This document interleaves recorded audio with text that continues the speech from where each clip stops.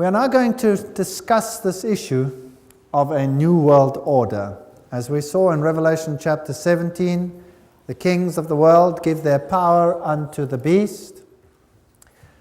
In the Keys of this Blood, Malachi Martin tells us that the greatest geopolitical giant of our age is the Pope. He says, on his trip to Poland, barely 8 months after his election, he signaled the opening of the Millennium End Game. He became the first of 3 players to enter the new geopolitical arena. He says that Pope John Paul would stride now in the arena of this endgame as something more than a geopolitical giant of his age. He was and remains the serene and confident servant of the grand design. This is Masonic signal language. Here is John Paul II with the Trilateral Commission. And here is John Paul II with B'nai B'rith, Jewish Freemasonry. This is a fascinating signal picture with him in the center controlling the most powerful think tanks in the world, because that's what the signal tells us. We saw in Revelation chapter 17 already some pictures of the powers of the world giving themselves over to the papacy. Lech Walesa being honored for his work with the host in public. The Bush-Gorbachev summit in Malta, George Bush referred to as a gateway to the millennium of freedom, and it was heralded as the building of a new world. It is a big idea, a new world order, where diverse nations are drawn together in common cause. Only the United States has both the moral standing and the means to back it up.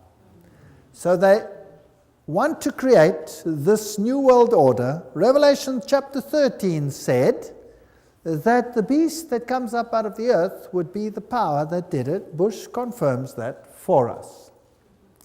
By 1990, a peace prize went to Gorbachev for losing his country.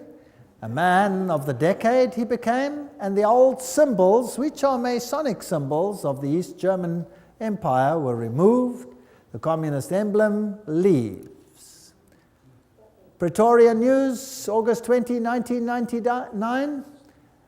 Summit meeting with 63 countries about neoliberalism, and Fidel Castro gives a Masonic signal. Here he is with the papacy. All these so-called countries that are against what the establishment stands for are only against in the sense that they are playing the game of Hegelianism. Thesis, antithesis, but behind the scenes, they all belong to the same club. Let's just verify that. Fidel was significantly influenced by Jesuit father Armando Lorente and Alberto de Castro. De Castro admired Fancro. Fidel was very active in a Jesuit organization similar to the Boy Scouts, the Explorers. Wherever totalitarian movement erupts, whether communist or Nazi, a Jesuit can be found in the role of advisor or leader. In Cuba, it was Castro's father Armando Lorente. So forget about the idea that Cuba was anti-pope. A Jesuit was behind the scenes. They were playing the game of thesis, antithesis.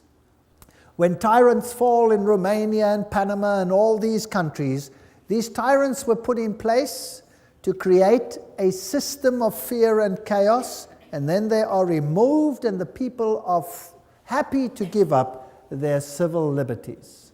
We've already seen this video here of the Pope who receives honor from Bill Clinton for his role in ending the communist empire.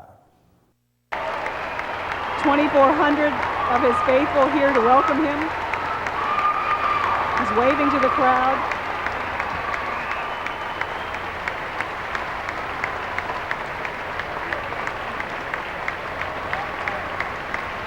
Archbishop Regali is alongside the Pope as he shakes hands with the First Lady. We honor you for helping to lead a revolution of values and spirit in Central Europe and the former Soviet Union, freeing millions to live by conscience, not coercion, and freeing all of us from the constant fear of nuclear war. Your Holiness, on behalf of all of us gathered here today, indeed on behalf of all the people of our beloved nation, we welcome you back to America. Ladies and gentlemen, His Holiness Pope John Paul II and the Vice President of the United States and Archbishop. Pope declares the European community heaven sent. Very fascinating. Konrad Adenauer, who was the German Chancellor at that particular time when this was being devised, well, he is to be declared a saint. Can you believe that? He is to be declared a saint for his work. Pope declares EU heaven sent. And saints at the moment, Roman Catholic principles, they are to be declared saints. Now, to bring about the European Union, they had Maastricht. Maastricht is a Roman Catholic little town in a Protestant country in the Netherlands. And the symbolism there was very interesting. The 12 stars, they represent also the 12 stars that you have in the book of Revelation, which they apply to Mary rather than to the woman in white. It is also fascinating that the European Union issued a poster which was posted all over Europe where they had the Tower of Babel under construction. Can you see that? This was posted all over Europe, and the stars were upside down representing the goat of Mendes. This is Satanism. This is the new Tower of Babel. And the high French politicians said, we are building a new Babel, which they emphasized with this poster, and this time we will succeed. The new parliament of the European community is built like the Tower of Babel. In fact, it has a plaque on the inside or a poster which says precisely this. And it has these scaffolding to give the appearance that it is under construction. This is rather arrogant. This is the new European identity card, and if you look at it at the back and you turn it upside down, what do you see? You see the goat of Mendes. The horns are slightly modified to give another symbolism of the seat of the earth, but the inner facial features of the goat are very clearly discernible, and what these mean over here, I would rather not say. If we look at the high politicians of Europe, those that played the role in all of this, they are Masonic. That is a Masonic handshake between Schröder and Kohl, signifying the new Mason is taking over where the old Mason is leaving. So just as we saw that Kerry is a Skull and Bones member in America now, and the present president is a Skull and Bones member, it doesn't matter which one is going to win. So here too, Mason replaces Mason. Fingering the system, they're all showing that they're all part of the same system. When the Soviet Union fell, the new emblem that it adopted was this one, the double-headed eagle. Could you guess why? Well, the double-headed eagle is the symbol of Freemasonry, and it obviously shows who is in control. The queens, the kings of the world, as we have seen, all of them are high Masons and subject to the Roman Pontiff. And Islam, we did a whole lecture to show the intrigue of the Islamic religion and the Catholic religion, that behind the scenes, controlled by the secret societies, they have one aim, and one aim alone, subject to Rome. So what is all this war about with Islam? Who are these people who are pulling the strings in the world? And why are people being rubbed up between them? From the rock stars of the world, the Bonos of the world, to the political leaders of the world, everyone seems to be bowing down to the papal Caesar. from the east to the west. The Islamic world is currently being set up as the synthesis in the religious world, pitted against the Judeo-Christian culture as the antithesis, and then out of this must come a synthesis, where all of them will unite. This is a website. There is the actual website underneath. And this one, I believe, fairly accurately says who's who in the zoo. Adam Weishaupt, Astor, Pike, Carnegie, DuPont, Harriman, Bertrand Russell, Ted Kennedy. These are the Illuminatis of yesteryear and today. George W.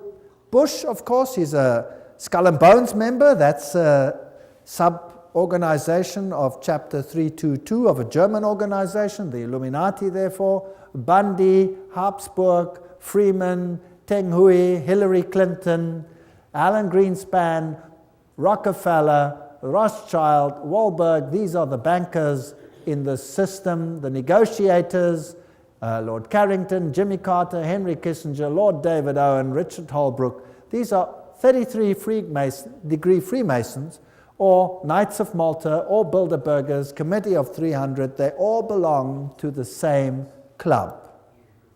If we look at Franklin D. Roosevelt, Cecil Rhodes, Engels, all of these, Trotsky, Stalin, Marx, Hoover, all of their affiliations, Grand Orient Lodge, for example, Grand Orient Lodge, Lenin was Grand Orient Lodge, Truman 33-degree, Willy Brandt 33-degree, Winston Churchill. We've seen many of these before. Helmut Kohl, Committee of 300, Francois Mitterrand, 33-degree Freemason.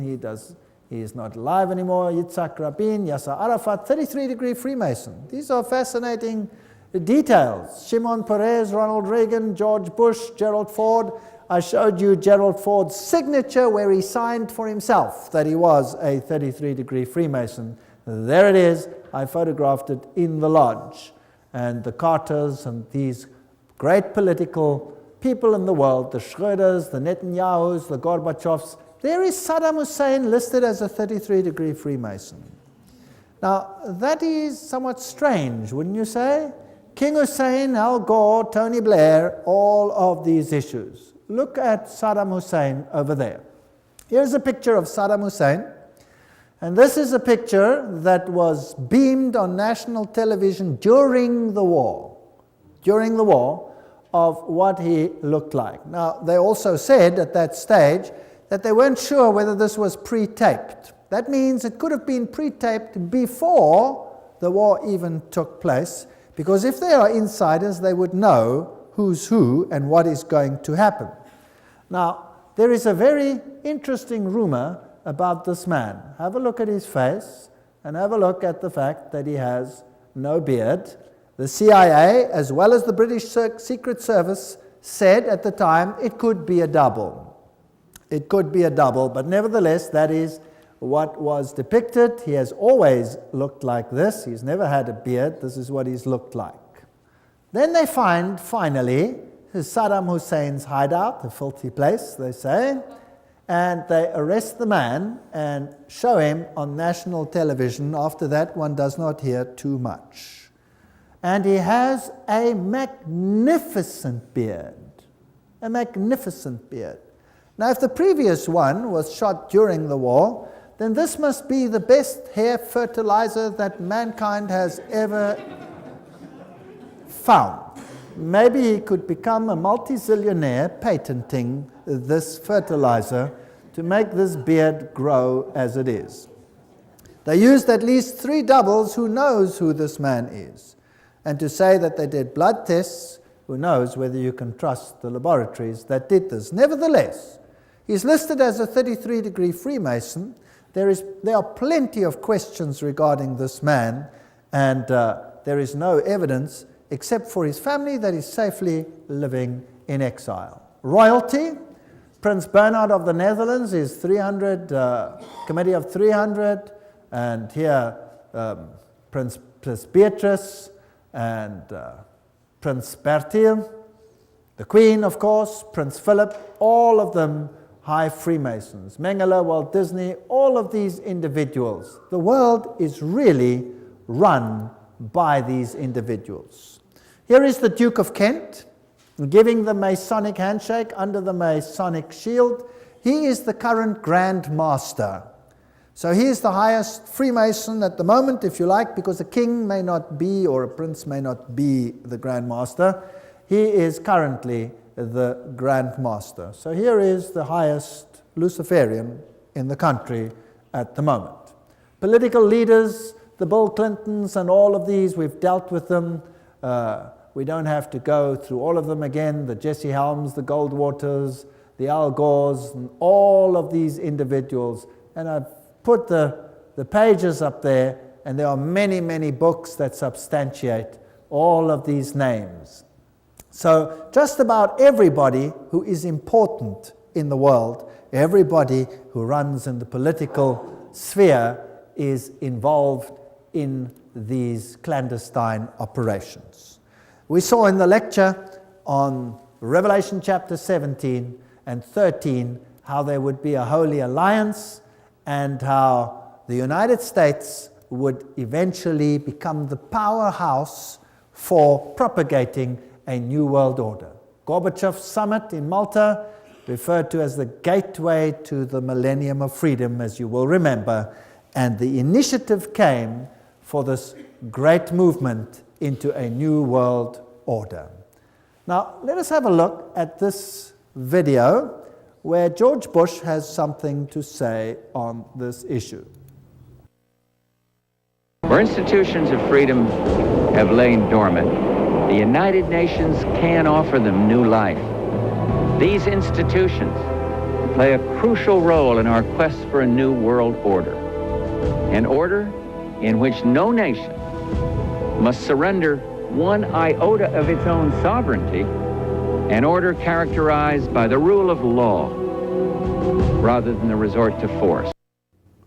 So he says all the nations don't have to give up one iota of their sovereignty, but we want them all in a new world order. Basically, that is what he said, out of the horse's mouth. And then this terrible incident took place. And, well, there were many, many deaths. A very strange incident. But before we get to it, let's first have a look at some of the history of this issue. The United States had a problem in that it wanted to introduce anti-terrorism laws, but there was no real terrorism in the United States. And then all of a sudden, a building in Oklahoma, April 19, 1995, was gutted by explosions, and they fingered a man, Timothy McVeigh, who worked alone, they said, and brought this building down by parking a van filled with explosive outside and blowing the building to smithereens. That's the official report. Inside were women and young children, and if anything gets the sympathy of the people, well, then that is surely one of them. Let's have a look at what happened here. Through federal authorities that a second bomb has been found inside that federal building in Oklahoma City. It was an explosion at 9 o'clock this morning that did that damage you're looking at right there. That was in the federal building did go off. It did the damage that you see right there. The second explosive was found and diffused. The third explosive that was found, and they are working on right now as we speak, I understand, both the second and third explosives, if you can imagine this, were larger than the first. First bomb that was in the federal building did go off. It did the damage that you see right there. So you heard there on national television that a second bomb went off and it did the damage that you saw over there. They found a third explosive device within the building. The official report, however, says what? That there was a van outside with explosives. Now, I was not there. So I'm not going to set myself up as a judge as to what happened over there. I can merely say what the report said, what the news said, and then we'll ask some questions, and you decide what happened over there. Timothy McVeigh apparently worked alone, just like in the Kennedy case, and he blew this place up. But eyewitnesses say, no, they saw two individuals, and they saw this truck on a previous day, and they had a number. But when this building exploded, there was no real crater where this truck is supposed to have exploded. Now, if a truck explodes outside the building, there must be a crater, and the building must implode. But the building didn't implode, it exploded. And that was done by a device on the inside, as you heard over here. So now, to fit the case and to say it was a truck, the people said, well, surely if it was a truck, then there must be some parts left of that truck. I mean, an explosion doesn't just get rid of every piece of a truck. It might be in smithereens, but there should be a piece of an engine block or something like that. There was nothing.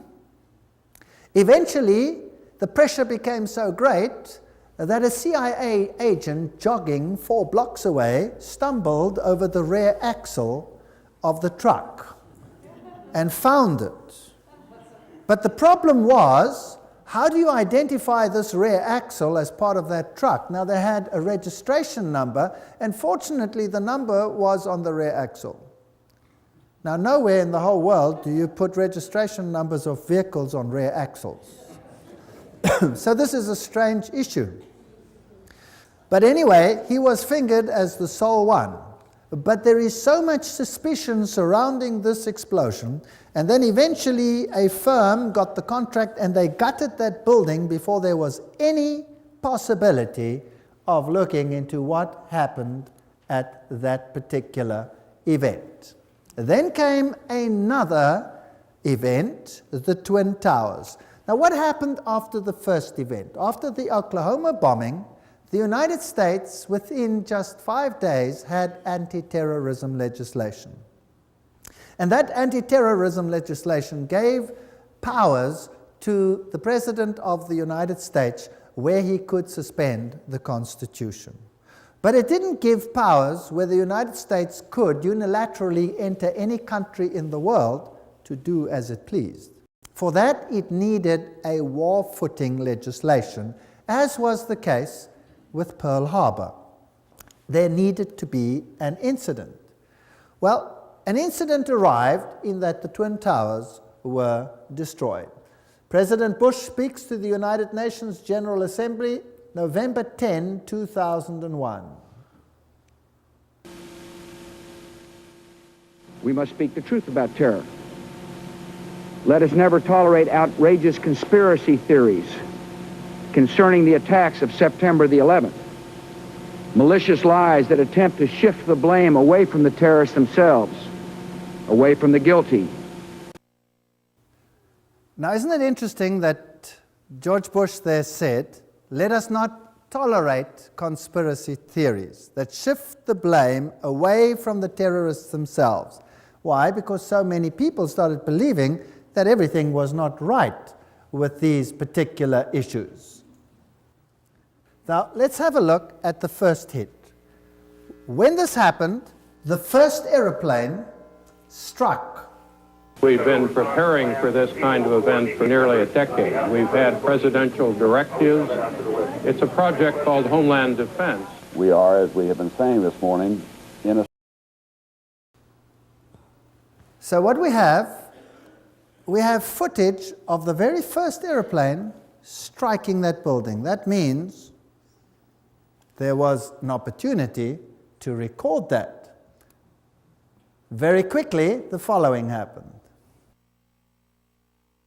Even as the leaders of the Taliban deny any role in this, an Arab journalist based in London is quoted today to the Associated Press as saying that followers of Osama bin Laden warned 3 weeks ago they were going to carry out this sort of an attack. The chief of safety of the fire department of New York City told me he received word of the possibility of a secondary device, that is another bomb going off. He tried to get his men out as quickly as he could, but he said that there was another explosion which took place. And according to his theory, he thinks that there were actually devices that were planted in the building. 45 minutes into the taping that we were doing, there was an explosion. It was way up where the fire was, and the whole building at that point bellied out in flames, and everybody ran. I was about 5 blocks away when I heard explosions, 3 thuds, and turned around to see the building we just got out of, antenna tip over and fall in on itself. And then all of a sudden it started like it sounded like gunfire, you know, bang, bang, bang, bang, bang, and then all of a sudden 3 big explosions. All right, so the eyewitnesses said that they heard secondary devices, bang, bang, bang, bang, and a series of explosions, and then these buildings came down. Demolition experts said that this is exactly what happens in a controlled demolition. You see, when an aeroplane strikes, there was a huge fireball, and the fireball is the burning of all the fuel on board the aeroplane. So there was nothing left there to explode. What was responsible for the secondary explosions? If we look at the setup, you will see there are the Twin Towers, and there are buildings all around, and these buildings were either slightly damaged or not seriously damaged. And then there is a road, and there's another building over there called building number 7, and that building came down sometime afterwards, although nothing hit it. And not much was ever said about that. What caused building number 7 to implode? Let's watch it. Okay, now watch 8 close. hours after the first plane crash, a third building at the World Trade Center collapses. This one, the number 7 World Trade Center building. This is a look at the flying debris from the number 7 tower. You're going to see that watch the explosion almost coming down coming the this street way. toward the camera. Number 7 tower at the World Trade Center. The CIA would have been in there normally, but they had, of course, abandoned the building when the the catastrophe occurred. So who would have been in that building? The CIA would have been in that building, but they had evacuated the building. And 8 hours afterwards, the building comes down in a controlled, it seems, implosion. Now, nothing hit that building, and these are very strange questions that we have to consider. After this event, there was a Canadian response. And there was a great resolution passed at the United Nations last night that might bring about a new order in the world that would be better for all of us. All of this was brought upon us in a single day, and night fell on a different world, a world where freedom itself is under attack.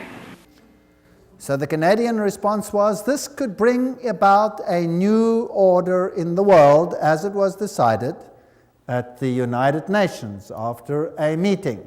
Gary Hart, what did he have to say? There is a chance for the President of the United States to use this disaster to carry out what his father, a phrase his father used, I think, only once, and hasn't been used since, and that is a new world order. Tim, your life is going to change, but more important, your son's life is going to change forever. America will never be the same after September 11th. We've been preparing for this kind of event for nearly a decade. We've had presidential directives. It's a project called Homeland Defense. We are, as we have been saying this morning, in a state of war. Even as the leaders of the Taliban deny any role in this, an Arab journalist based in London is quoted today to the Associated Press as saying that followers of Osama bin Laden warned 3 weeks ago they were going to carry out this sort of an attack. The chief of safety of the fire department of New York City told me he received word of the possibility of a secondary device, that is another bomb going off. He tried to get his nuclear, but he said that there was another explosion which... All right, that's enough. We've seen the buildings coming down. We've heard that while these things were still happening, the American government had fingered the culprits. A bunch of terrorists, naming their names, about 25 of them altogether, and the whole plot had been resolved by the end of the events that unfolded that day. An amazing piece of detective work after the event while it was even happening. Now, again, let me say I was not there. So let me tell you what has transpired and what people have said about these issues in the world, what has been published, and what is fact that cannot be disputed. And then I don't make a judgment because I wasn't there. You make the judgment based on the facts. This is the story. They say the terrorists were of Arab extraction, and they mentioned the names of the passengers on these aeroplanes, which were United Airlines aeroplanes. And the mastermind behind the scene is a man by the name of Atta, who is fingered as the one who received instruction on how to fly an aeroplane. Well, when they released the names, immediately there was a hue and cry from the Arab countries because 5 of the terrorists, supposed terrorists, mentioned that they were very much alive and well and couldn't have been on the plane. Right? Very important. They were alive and well and couldn't have been on the plane. How did they know that Atta was the mastermind? You see, on his way to the airport, he had just happened to leave his documents in the taxi that was transporting him. So they had his documentation. Which terrorist would leave his documentation behind? That is the one question. The next point that is very interesting is that they have evidence that he was the man because he wrote a suicide note. This is all fact. This is all published fact, what I'm saying now. I'm not making this up. This is all referenced. This is a fact. You decide the rest for yourself. Now, he wrote a suicide note. And this suicide note, he then placed within his suitcase. And then he handed in the suitcase, as we normally do when we go onto the aeroplane. Now, which person would write a suicide note that was going to be destroyed in an aeroplane crash? Does that make any sense? So the fact of the matter is they have a suicide note. But now the question is, if he handed in his suitcase to be put on top inside the plane, how come they have the suicide note? Well, just by chance, this is the one suitcase they forgot to put on the plane. And that is how they have his note. How do they know there were Arab terrorists in there? Because a passport. Nothing else survived that plane crash, but a passport fell out, and it happened to be a burnt-out passport, which still could identify one of the terrorists. This is very circumstantial. Now, as these aeroplanes, with absolute precision, struck those twin towers, their black boxes were totally obliterated. These are of titanium and are designed to survive such crashes. There is no evidence of them whatsoever. They have been totally destroyed. So we have a very strange situation. What hit building number 7? Nothing hit it, but it came down in like fashion. And there is plenty of evidence that there were possibly secondary devices in the buildings, as you heard from the commentators themselves.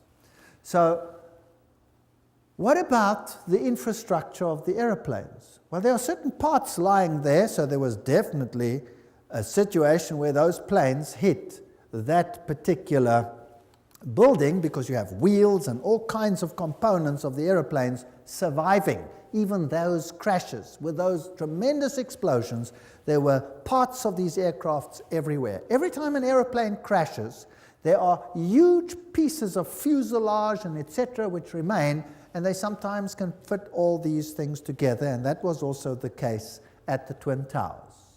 3 days before those buildings came down, 3 days before, the shares in the airlines had been sold at a turnover such as had not existed ever before. And certain banks bought these. So somebody might have been tipped off that something was going on. And then a very interesting case, there was a man in your country, in Canada, who happened to be in prison. And they had caught him in a gambling situation, and they imprisoned him, and he said, "Let me go, I am clandestinely working for the CIA. I'm an agent, I was investigating money laundering, etc., etc., etc." And they would not let him go. Then he gave the names of his contacts at the CIA, and the CIA was probably embarrassed because of this situation and denied knowledge of it, and he was very angry because he felt he had been stabbed in the back. And this very often happens in this industry. And so he wrote a letter before the September 11 attack outlining some events that were going to take place, and he mentioned that aircraft were going to fly into the Twin Towers and into the Pentagon. Now, nobody made any use of these, but when it actually happened, then this came to the fore. So here was a CIA agent who said ahead of time that this was going to happen. Could be chance, could not be chance. You decide for yourself. A certain Atta, the man who is supposed to have planned this, with only in-flight training, with absolute precision, they went into those buildings. This is an amazing story. Received funds, $100,000 US, from Pakistan's secret service into his bank accounts. And they worked very closely with the United States. So here had been a transfer of money, but the plot doesn't end there. Das Böse sitzt im Pentagon. Facts. The evil sits in the Pentagon. Now, who is this man that wrote this? This is the political scientist Thierry Meyssan from France, and he has some very interesting to say. Who was it? What happened over here? How come they had all the names of all these people, and yet there is no real evidence that these people were actually on board? Here's the story. I'm just giving it to you with the passengers, the machines that flew into these Twin Towers. And then there's this fascinating case of the other aeroplane that went into the Pentagon. And here are the pictures that were published. The dates were strangely wrong. They were September 12, but apparently they said it's because they released them the next day. And what you see is smoke over there.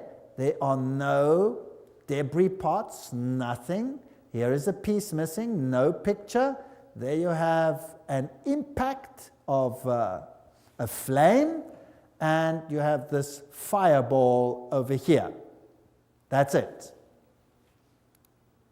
If you look then on the lawn, this is all that was found, but no part of a United Airlines aircraft. No parts, nothing whatsoever. This is the hole that was seen after the event, and most of this hole happened well after the event.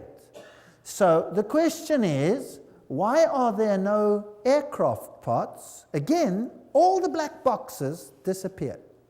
There were no black boxes that survived, and the hole is way too small for something like that to actually have happened. Because nowhere in the world, even in the Lockerbie disaster, there was a case where there were no aircraft parts. Nothing.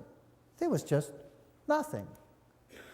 What is even more interesting in this situation is when you look at this, when the United States rules the world, the Catholic Church will rule the world. Archbishop Quigley, 1903. Let me go back to this September 11. To rule the world, you have to be able to have access to the entire world whenever you want to, however you want to. Now, this aeroplane that struck the Pentagon, and the other one that fell by chance, did you know about that? The other one that fell, and apparently there were terrorists on board that were overcome by loyal citizens. The interesting part is that that aeroplane struck the ground and never struck any building. It came down. And as it came down, there was a hole in the ground. And the mayor and the first people of that area ran to the place, and here was a hole in the ground, but no aircraft debris. None. None whatsoever. Not the slightest piece. Nothing. So the whole aircraft disappeared into a hole, which was not very large, and there was no debris and no black boxes and nothing. Something like this has never, ever happened ever before. But what is even more sinister is the following. Because the people that had died on the aeroplane, their descendants or their inheritors cannot claim if there is no body. But in the investigation, they identified every single human body with their blood group and body parts that were given to all the family. There were no aircraft parts. There was nothing of that nature found. No aeroplane whatsoever. And yet, they could identify everybody. Does that make any sense? It doesn't make any sense whatsoever. And there were apparently phone calls between the aircraft and the Pentagon. Such was the information that was released. And the information was that there was a terrorist group, Arab terrorists, that were attacking this place.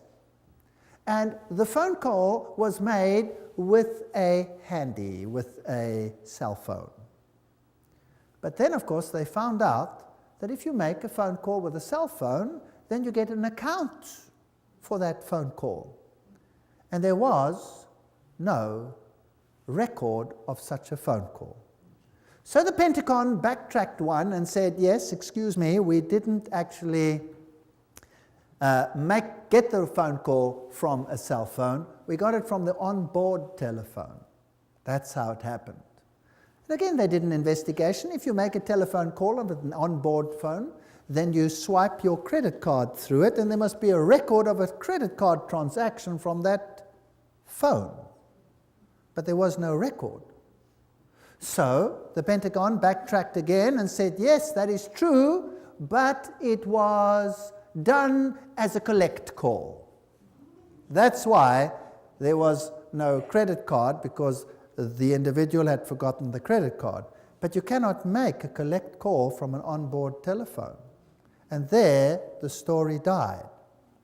So here are 4 aircraft, no parts except the ones at the Twin Towers. There are holes in the ground and no aircraft whatsoever, but all the pieces of the bodies with the DNA analyses. These are interesting, very interesting facts.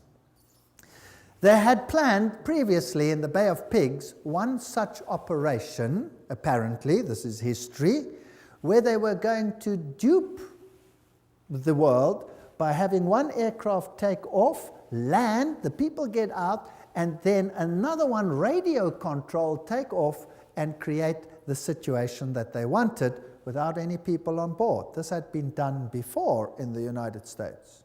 So ask yourself the following questions. How is it possible that all this circumstantial evidence points to nobody out there? Nobody out there. Then came anthrax scares. And when eventually someone high up in politics suggested that it seems to come from a laboratory within, suddenly there was absolute silence. So let us not continue with the September 11 and ask and say it was this or that party. The fact of the matter is this is a very strange situation. And if you look at the high role players in the United States, whether it's Madeleine Albright or any one of them, they use brooches which depict Luciferian connections like goats and all of these. President Clinton here is receiving the host publicly, and he claims not to be a Roman Catholic. That is impossible. Hillary Clinton is wearing the Phoenix Rising, which is a Masonic symbol. Sherry Blair uses Masonic signals. The presidents, the prime ministers of the world, whether the Thatchers or the Carters or the whoever they are, all of them seem to belong to insider organizations, whether they are religious leaders or political leaders, or whether they are Europeans or Americans or Eastern, all of them seem to be involved.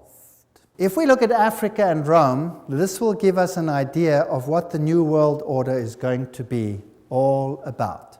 Africa and what they have done to Africa serves as a model for what will happen in the entire world.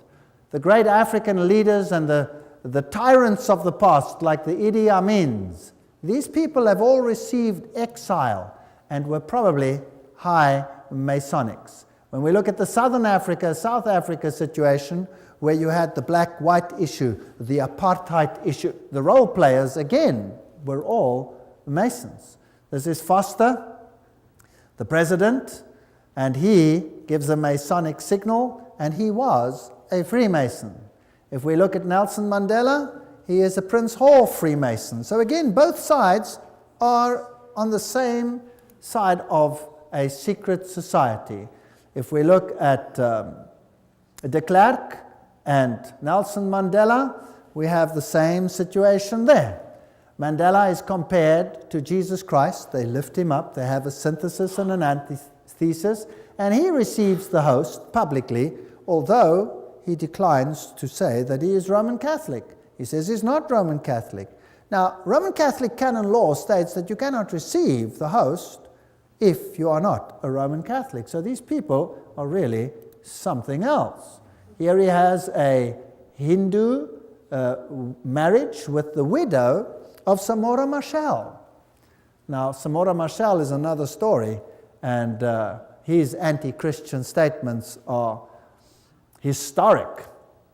He also had a Jewish wedding at the same ceremony and a Muslim, showing that all religions are one with him. The new political face is totally Masonic, and in 1992 already it was known that Mugabe of Zimbabwe was going to take the farms away from the people that lived there. This is before he started doing this. They had already said it. Mugabe is going to take white farms very soon. It was in 1992. Today, this is a fact.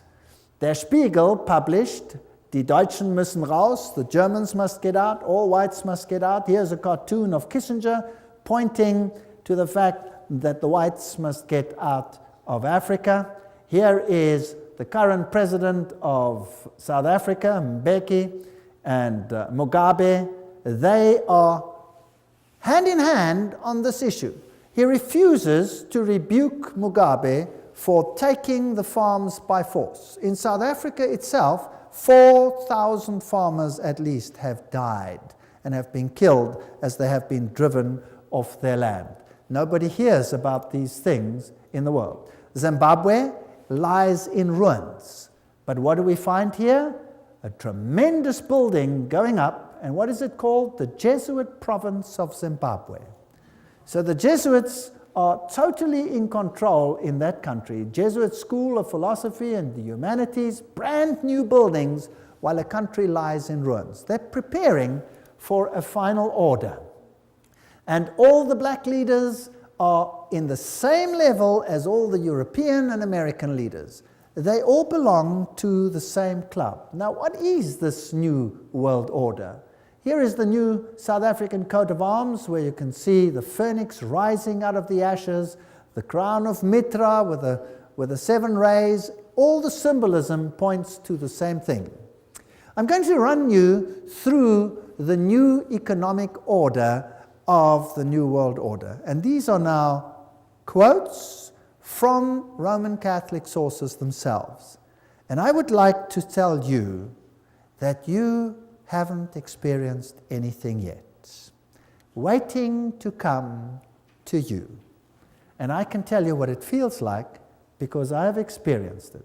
If you ever want to read an interesting book, read Ecclesiastical Megalomania, but I'll be quoting from encyclicals and all these things.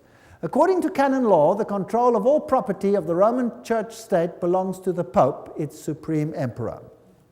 Everything I say will have a quote now. Everything is substantiated by either a papal encyclical or any one of these. Now, communism took all property away and made it the state's property. Capitalism says the property belongs to the individual and nobody has the right to take it away. Now, if that is thesis and antithesis, then something in between is what we will want. So the Pope condemned communism, but he also condemns capitalism.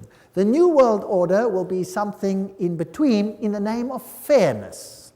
So let us have a look at these issues. The economic thought of the Roman Catholic Church, private property.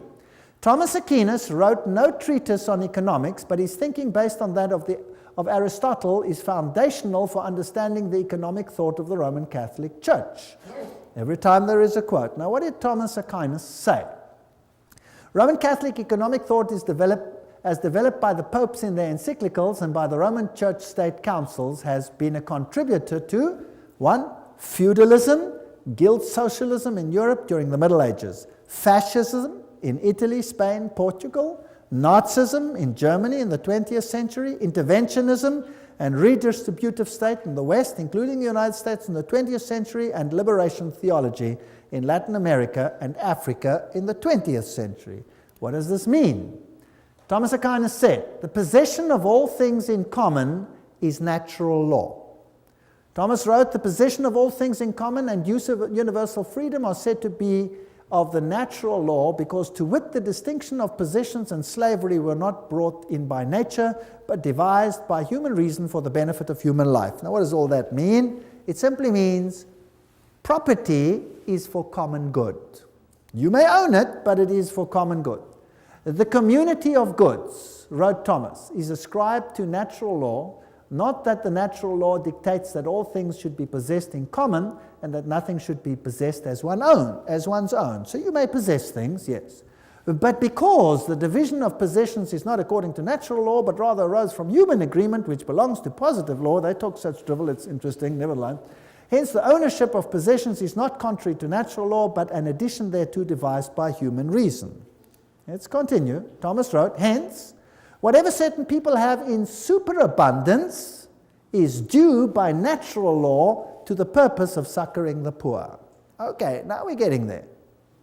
You may possess things, whatever you possess, but whatever you possess more than you need is there for the common good of those that don't have. Does that make sense? Now, what if you create two classes of individuals, the rich and the poor? Or what if there is a situation where you have two classes, the rich and the poor? You can go across the world and you can look at the rich nations and the poor nations, and you will find that the rich nations are all the Protestant nations. Have you noticed that? All the Protestant nations are the rich. Now, what if you had a plan to disinherit them all, so that you would again be ruler and they would have to come and beg at your feet for anything like that? Now let's have a look at this, how this unfolds. For the purpose of succoring the poor. Because the goods of some are due to others by natural law, there is no sin if the poor take the goods of their neighbors. Thomas wrote, in cases of need, all things are common property, so that there would seem to be no sin in taking another's properties, for the need has made it common. Okay. Now, there's the aspect of sharing. If I see my neighbor in trouble, as a good Christian, I will help him out, right? Yes. But now we're looking at law. So if my neighbor has need, and who determines the need? He determines the need. I have need. I have a need. I have a need of a television, and I don't have one, and you have one.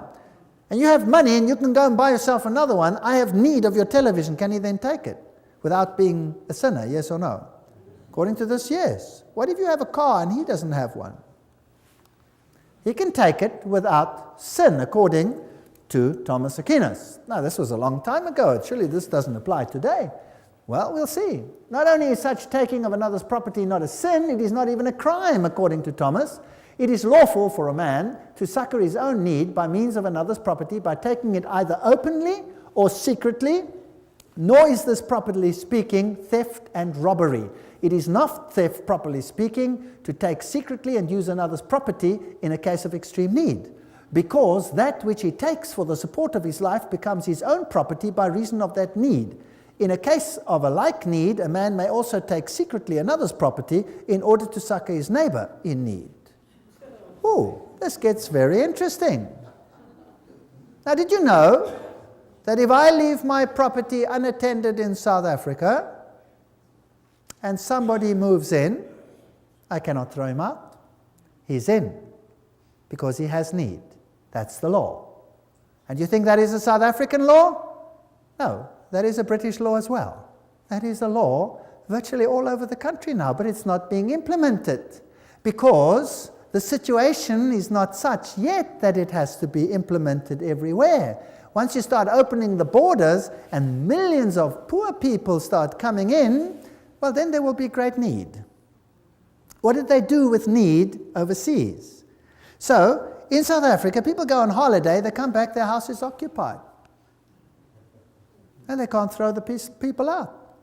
Because their property is in their name, they have to pay the bills, they have to pay the rates, they have to pay all those things, but need made it common, therefore that man can move in. Is that the situation? Yes, it is. It gets worse. The Roman Catholic doctrine of private property is echoed in the 19th century communist slogan, from each according to his ability to each according to his need. Can you see the Roman Catholic doctrine there? Human rights are more important than property rights. It was the creed of Lyndon Johnson's Great Society. We shall take from the haves and give to the have-nots who need it so much. Lyndon Johnson said that. What continent is that? It appears in the literature of fascism, Nazism, liberation theology, interventionism, and socialism. The universal destination of goods. This is John Paul II's expression of it in 1987 in an encyclical called On Social Concern. It is necessary to state once more the characteristic principle of Christian social doctrine. The goods of this world are originally meant for all. The right of private property is valid and necessary, but it does not nullify the value of this principle. Private property, in fact, is under a social mortgage, which means that it has an intrinsically social function based upon the justified precisely by the principle of universal destination of goods. Oops! What did John Paul II just say? He said that what Thomas said is what I say.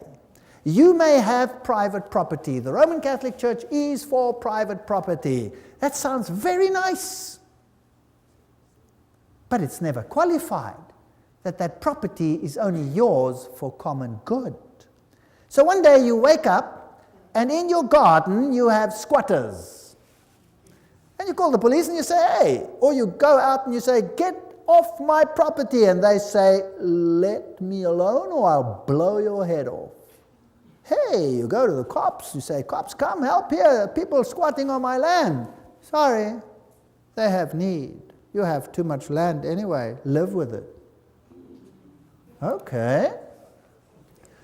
Pope Paul VI made the point quite clear in 1967 encyclical on the progress of people. Each man has therefore the right to find in the world what is necessary for himself. This gets interesting. The recent Council, Vatican II, reminded us of this. God intended the earth and all that it contains for the use of every human being and people. Thus, as all men follow justice and unite in charity, created goods should abound for them on a reasonable basis. All other rights whatsoever, including those of property and of free commerce, are to be subordinate to this principle. That means if I have need of a manufactured good, can I take it? So now I'm driving my car, and we have a hijacking just about every 12 minutes. And a gun comes in and says, get out of the car, and I relinquish my car, and if I don't, what happens to me? I get shot. The man has need of my car. It's gone. Finished. In my own church at home, we've had hijackings after hijackings. Even the pastor. They beat him up and tried to put him into the trunk of the car. They would have killed him. He managed to fight himself free, and off he went without his car. Do you think there's any big action to find these things? No, occasionally here and occasionally there. Do you think there's any big action when the farmers are killed and they move onto the lands? No, a little bit here and a little bit there just to keep people happy. But basically nothing is done and the police hands are cut off. The law says that. There's nothing you can do. The other day, two cyclists were traveling along when they were hijacked by 5 gunmen demanding their bikes. So they took out, they were armed because they expect this is becoming like the Wild West, and they defended themselves, injured one, and got away. And guess what? The 2 cyclists are in jail. Yes, serving a sentence for injuring someone without need. They could have given them the bicycles. That would have solved the problem. You see how the law has turned upside down? Gaudium et Spes, the Vatican II Constitution, Pope Paul quoted, explains at greater length. If one is in extreme necessity, he has the right to procure for himself what he needs out of the riches of others. Now, who defines necessity? Since there are so many people prostrate with hunger in the world, the Sacred Council urges all, both individuals and governments, to remember the aphorism of the fathers. Feed the man dying of hunger, because if you have not fed him, you have killed him. Therefore, because private property is immoral, all men, individuals and governments have the moral obligation to redistribute goods held unjustly by property owners. Have you heard of redistribution of goods lately? Have you heard of it many times lately? Yes, there is going to be a redistribution. All goods includes not just goods found in nature, but manufactured goods as well. John Paul II declared that all men must have access to those goods, quote, which are intended for common use, both the goods of nature and manufactured goods. I own nothing. Only on paper do I own anything. The state rules supreme. My life soon could be a misery. So if you are attached to your homes here in Canada, and this is the basis for the New World Order, if you are attached to your cars and your televisions and all these things, loosen yourself. Because soon they will be redistributed, and there will be nothing that the white or black or pink Protestant can do about it. And if some other suffers in the way, that is fair enough. The ends justifies the means. The redistribution will go as it should be. Rerum novarum. Who's heard of Rerum novarum? This is the papal encyclical that was issued, that is being quoted to this day, Pope John's. And to this day, all of them make reference to this, including Pope John Paul II, says this is this encyclical that forms the basis of the New World Order. Well, I thought it's important to study it. One of the Roman Church State's most influential statesmen on economic matters is the encyclical Rerum Novarum on the condition of the working classes. The Roman Church State allied herself with the proletariat, which in Marxism is the great and final enemy of the capitalist order. Pius, writing, declared that Rerum Novarum, however, stood out in this, that it laid down for all mankind unerring rules for the right solution of difficult problems of human solidarity called the social question. Now, let's see. By far the most notable evidence of this social teaching and action which the Church has set forth through the centuries undoubtedly is the encyclical Rerum Novarum, issued 70 years ago. The norms and recommendations contained therein were so momentous that their memory will never fall into oblivion. John, Mater e Magistra, the papacy speaking. Pope Pius told us that the encyclical Rerum Novarum was instrumental in ending laissez-faire capitalism in the 20th century by ushering in an era of effective interference by the government. Have you got this? Let's see how it ends up. Rerum Novarum was the voice of moral authority needed to ensure the development of effective interference by all governments in the 20th century. How many governments? All. Pius wrote, "It is not surprising, therefore, that under the teaching and guidance of the Church, many learned priests and laymen earnestly devoted themselves to problems of elaborating social and economic science in accordance with the condition of our age. Under the guidance and light of Leo's encyclical, Rerum Novarum was thus involved a truly Christian social science, which continues to be fostered and enriched daily. Tireless labors, all these people, labors, now note carefully, of those picked men whom we have named the auxiliaries of the church. So everybody working in the secret societies, the Opus Dei, the Knights of Malta, the Knights of Columbus, all of these people working, those picked men, to bring this about. Nor were there the only blessings which followed from the encyclical. The doctrine of Rerum Novarum began little by little to penetrate amongst those who, being outside Catholic unity, do not recognize the authority of the church. And these Catholic principles of sociology gradually became the part of the intellectual heritage of the whole human race. Where are we going? I'd like to know. Thus too we rejoice that the Catholic truths proclaimed so vigorously by our illustrious predecessor are advanced and advocated not merely in non-Catholic books and journals, but frequently in legislative assemblies and in courts of justice. Those picked men whom we have named the auxiliaries of the church who have been instrumental. This is John Robbins writing. Who are they? Under fascism, property owners may keep their property titles and deeds, but the use of their property is, as Leo wrote, common. Fascism is a form of socialism that retains the forms and trappings of capitalism, but not its substance. This is basically what it boils down to. When we speak of reform of institutions, the state becomes chiefly to mind, not as if universal well-being were to be expected from its activities. And what is the state going to do in all of this? The experiment with economic freedom, Pius wrote, must end, and economic life must again be subjected to planning and government. Who wants to control your economic life? Government. John Paul II wrote, in his Sollicitudo Re Socialis on social concern, it is necessary to state once more the characteristic principle of Christian social doctrine. The goods of this world are meant for all. Private property is under social mortgage.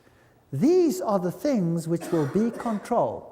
He wrote, a faithful echo of the centuries-old tradition of the Church regarding the universal purpose of good. In today's world, wrote the Pope, we are faced with a serious problem of unequal distribution of the means of subsistence originally meant for everybody. Then came liberation theology, and Pius wrote an encyclical on atheistic communism, an age like ours, where unusual misery has resulted. Who created the misery? They created it so that they can create the solution which they want. So, in Africa, they elevate a few and suppress the masses. Then they turn it around and they create the situation that they want. They create communism, they create the chaos. Out of the chaos, they create the social order which they want. So the second reign of terror was supported by the papacy. Father Camilo Terres, who was shot in 1966, declared, the Catholic who is not a revolutionary is living in mortal sin. Pope John Paul II wrote in 1968, the Church does not hesitate to defend fearlessly the just and noble cause of human rights and to support courageous reforms leading to a better distribution of goods, including earthly goods such as education, health service, housing, and so forth. Now we come to human rights. What did we read about in the French Revolution? What's going to be the standard of the world? Human rights. You have a right to property. You have a right to anything that you have need of. We are convinced that the theology of liberation is not only timely, but useful and necessary. That's what the Pope says, not me. This is his words directly. John Paul II, letter to Brazilian bishops. It should constitute a new stage of the theological reflection initiated within the apostolic tradition. And then he refers to Rerum Novarum. Franklin Roosevelt, when he was elected, he made Professor Ryan part of his administration. Now, who was he? Ryan wrote in 1931, The workers have a claim upon industry for all the means of living, from the time they begin to work until they die. When industry does not do it directly, then it is the business of government to enforce it upon industry. See how it starts? Right. Now, let's look at some of the human rights. You have a right to freely found unions for working people. You have a right to culture, a right to emigrate, a right to immigrate, a right to food, a right to clothing, a right to rest, a right to medical care, a right to just wage, a right to life, a right to safe environment, a right to personal security of workers, a right to family life, a right to private property, highly qualified, of course. A right to common use of all goods is just thereafter, so that means nothing. A right to work, a right to pension, a right to old age, insurance, a right to association, a right to security, a right to integrity, a right to social services, a right to strike, a right to choose a state of life freely, a right to found a family, a right to education, employment, good reputation, respect, appropriate information, a right by the upright, blah, blah, blah, protection of privacy, right for freedom, professional training, quality, right to adequate health care. Oh, it's laborious. How do you control that? How do you control it?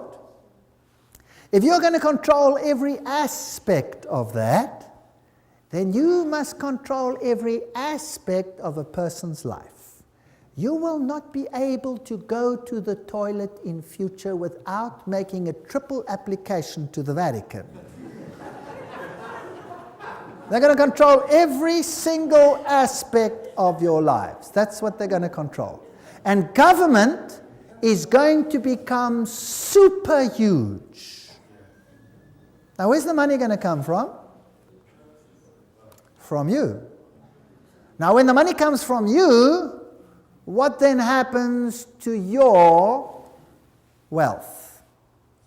It gets less and less and less and less. That means the middle class will disappear. How many classes under Catholicism in the Middle Ages?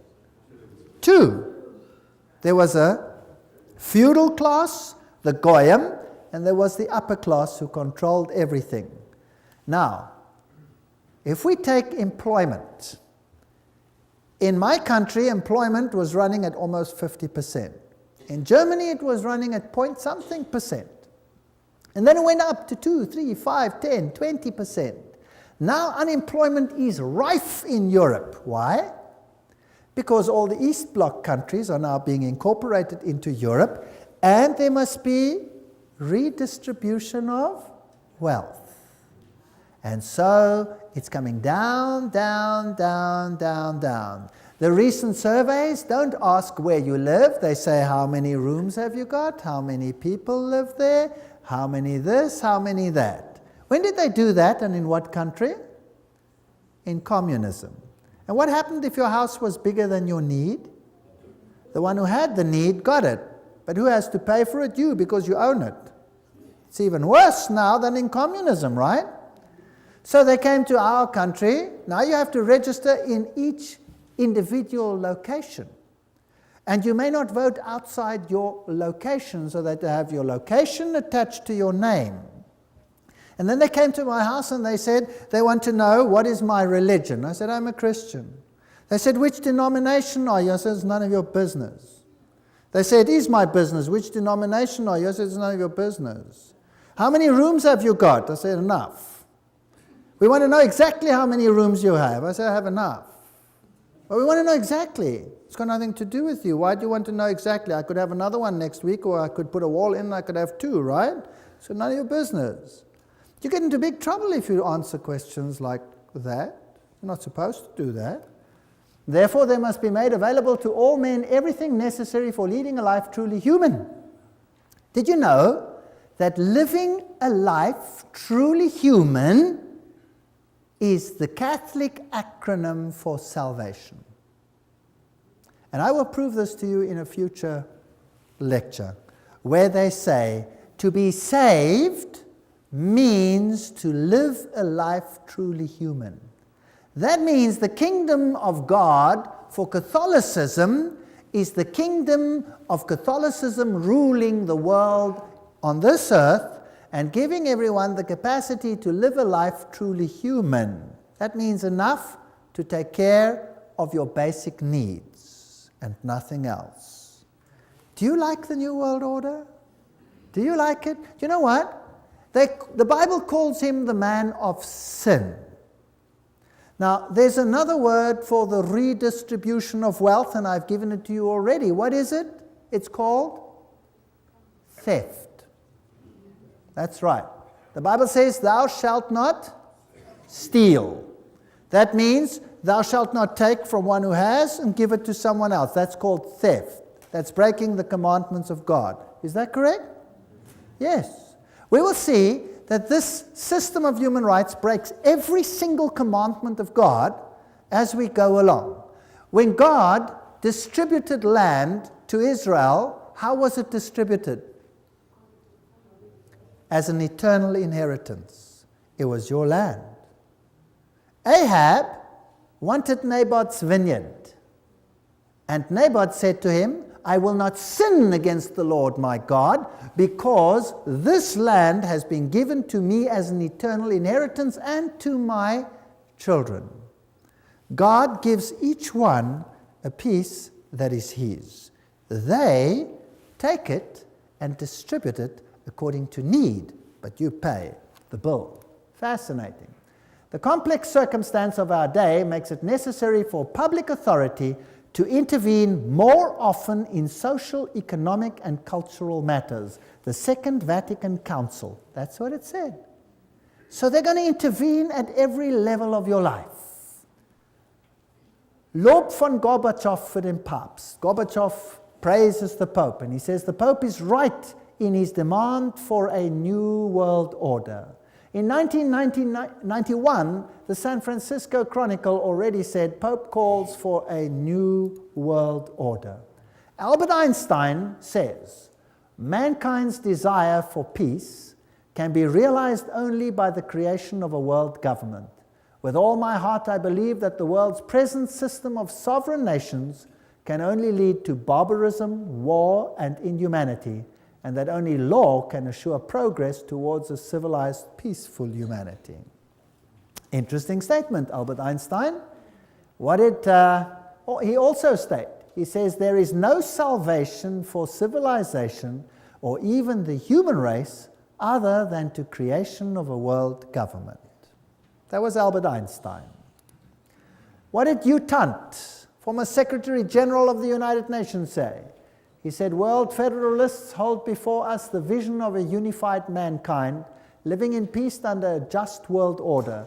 The heart of their program, a world under law, is realistic and attainable. What did Mortimer Adler say? World peace is impossible without world government. Winston Churchill. These are big names. I'm not talking about small fry. The creation of an authoritative world order is the ultimate aim towards which we must strive. Charles de Gaulle, nations must unite in a world government or perish. How do you do that? How about creating so much conflict that everybody will be willing to give up their sovereignty? Do you know what? In South Africa, I give these lectures to the public. The people are in despair. They are being robbed, driven off their land, they're being murdered. Our houses look like prisons. We cannot go to sleep without locking everything. In my very own little block, we've had murder after murder after murder, and robberies, aggravating robberies, and nothing seems to happen. The police don't even care, they don't even come out, because there is so much turmoil all over the place that they cannot even cope with it. So who cares about your little problem that you've just lost everything? Take it to the insurance and see if you can get it back. Irrespective of the pain. They come in, they move in, they take all your private papers, they burn them. You have no record of your life, everything's gone. They sell the furniture they don't want, and the rest they keep for themselves and say, get lost. It's now time for redistribution. You had land before, now it's my land. That's how it goes. This is the New World Order. Welcome to the New World Order. Bertrand Russell, the only possibilities are now world government or death. The Humanist Manifesto, too, urges us to move towards the building of a world community. Robert Miller, former Assistant Secretary General of the United Nations, said, "We must move as quickly as possible to a one-world government, a one-world religion, under a one-world leader." I wonder who that is going to be. These are big, big names that I'm putting on the screen. These aren't speculators here and there. I'm often accused for speculating. Well, the biggest speculators are these people themselves. And what about this man? We saw how peace and unity was to come about.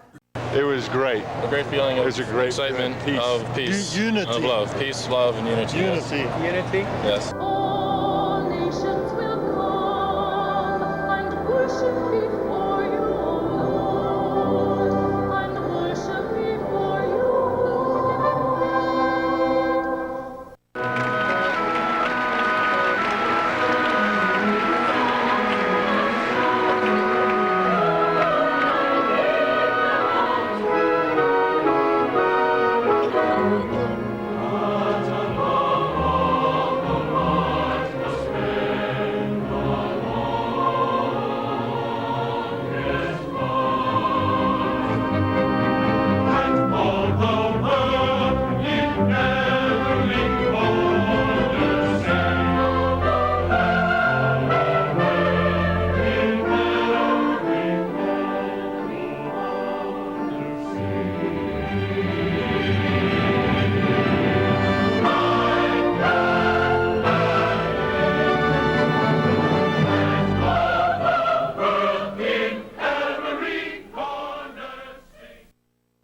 Pope calls for a new world order, CNN, Thursday, January 1, 2004.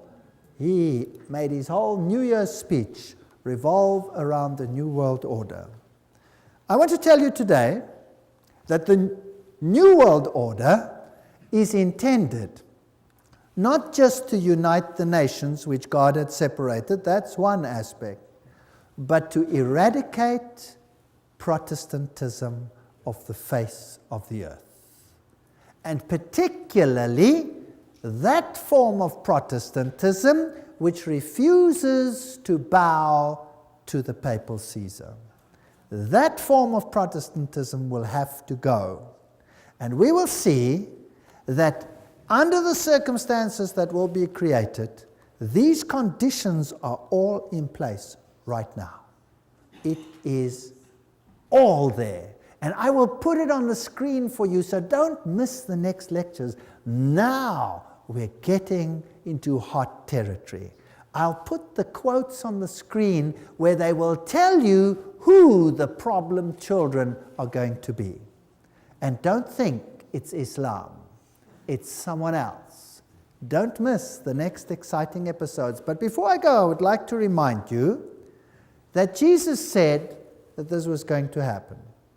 And if I know, and if I understand with my whole mind and with my whole heart, that Satan, because the dragon gave him his power and great authority, is setting up his kingdom here upon this earth, then instead of becoming disillusioned, frightened, hysterical, I know that the time must be very short, isn't that right? And I know that the Lord must be coming very soon.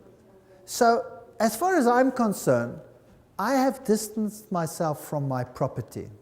If I literally had to come home next week and find my wife somewhere in another little room and my house occupied by whomever, then I will say, tough cheese, it's going to blow up anyway, who cares? It's going to be destroyed when the Lord comes by the brightness of his coming. Why not take it now? Have fun while you can. And I'll move on somewhere else. I don't mind building a tree house for a little while. That should be okay. If they take my cars, well, that's okay too. We'll get another one. And if we can't afford another one, we'll walk. Who cares? I really don't care anymore. But people who are losing things become desperate. And what do? They commit suicide. by the thousands, people are committing suicide. If they understand this message, and they understand where we are going, would they then commit suicide? No, they gather hope. They say, wow, so we're part of a big exciting end game. And this is exactly what is happening. People are getting hope, and they're giving their lives to the Lord Jesus Christ, and they are saying, Lord, save me, not only from my sin, but save me from this world. I am longing for your kingdom. Do you know what the government policy is in the kingdom of God? I've already told you. Everyone in the kingdom of God gets a dwelling place in the city built by whom? By God. And it has your name on it. Did you know that? You have a city dwelling. In the new world, what happens? God says, no longer will they build houses and others live in them. So what are you going to do? They will build houses, says the Bible, and they will plant vineyards. And no longer will you plant vineyards and others eat of them. What does that mean? That means you will have a country dwelling where you will have a farm which God will bless. And who does it belong to? To you. For how long? Forever. Forever and ever and ever and ever. That's God's policy. So who cares about what they're going to do? Who cares? And eye has not seen, nor ear has heard the wonders that God has prepared for them that love him. That does not just include the glory of seeing our King in heaven. It includes everything that goes into making life pleasant. And the new kingdom is worthy of waiting for. Really. I look forward to the new kingdom of God. It'll be a great place. And we will unfortunately see this world go from bad to worse. And I don't want to lie to you and say it's going to get better. I'm going to tell you it's going to get worse. Very much worse. What happened in the French Revolution is the forerunner of what will happen in the entire world. There will be anarchy like you cannot believe. But if you are under the protection of the Most High, nothing will happen to you.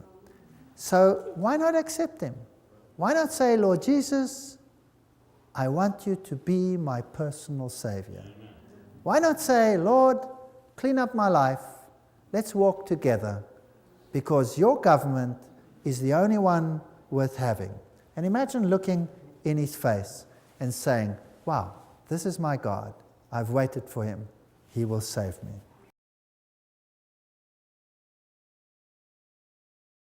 Heroes of Flight 93, the official version, is that this plane was heading, let's say, for example, for the White House or for the Capitol building, but that some heroes on board overpowered the pilot, and then the plane crashed onto the ground, killing all the occupants. Very fascinating stuff. By the way, of all the 4 airplanes involved, no black box has been found.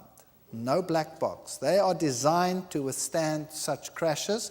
There is not one that has remained. Now at Shanksville, what happened here? Now this we don't have in English, it's in German, so subtitles have been put underneath, and you can read it in English as you go along, and we can see what happened. Here the people come, and they now interview the mayor of Shanksville, who was one of the first at the scene, as to what actually was present when they arrived. And you will find something very interesting. Ernie Stahl, der Bürgermeister der nahegelegenen Gemeinde Shanksville, erinnert sich. Well, yeah. Ja, mein Schwager und ein guter Freund von mir waren die Ersten hier. Sie haben in Shanksville an einer Straßenecke gestanden und sich unterhalten. Ihr Wagen stand gleich in der Nähe, und so waren sie die Ersten hier. Dann kam erst die Feuerwehr. Alle waren wie vor den Kopf gestoßen, weil sie zu einem Flugzeugabsturz gerufen wurden. Aber da war kein Flugzeug. No airplane.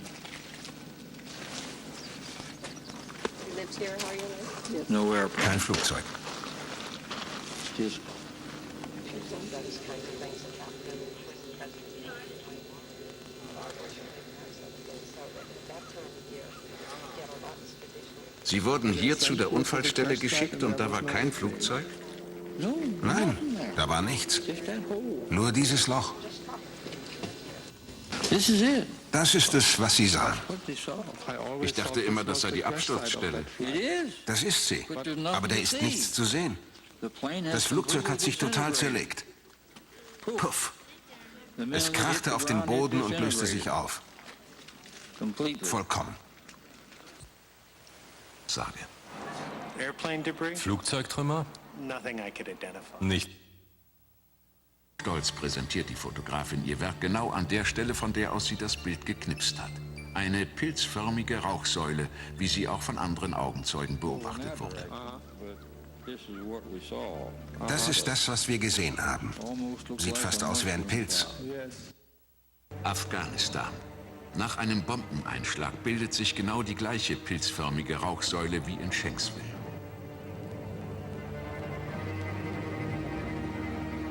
War es doch eine Bombe oder eine Rakete? That's an interesting story. So here you have an interview with the eyewitnesses that come to the crash site, and there's no aeroplane. But there's a hole in the ground. And in the hole, nothing. No aeroplane. No aeroplane debris, nothing. Just a hole in the ground, in which a whole Boeing disappeared, totally dissolving itself, with nothing to show.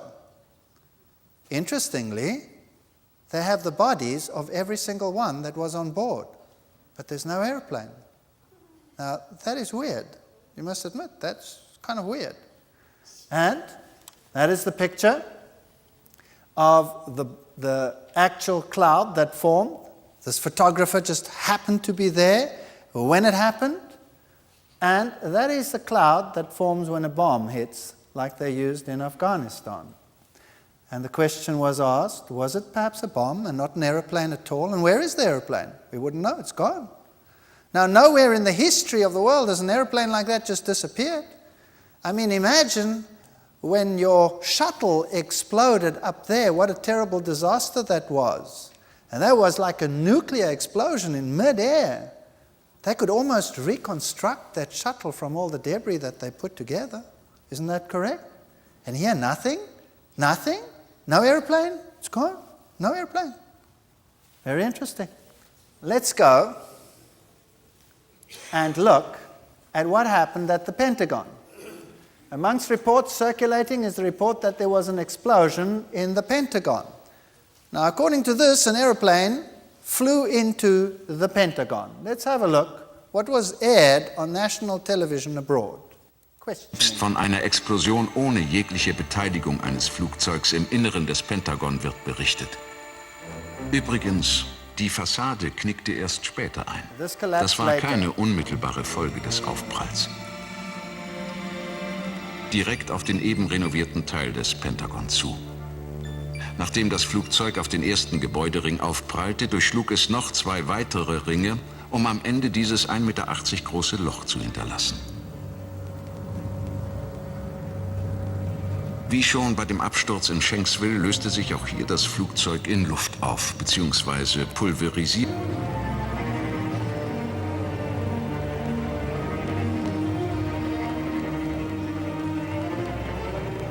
Auch nicht im Inneren des Gebäudes.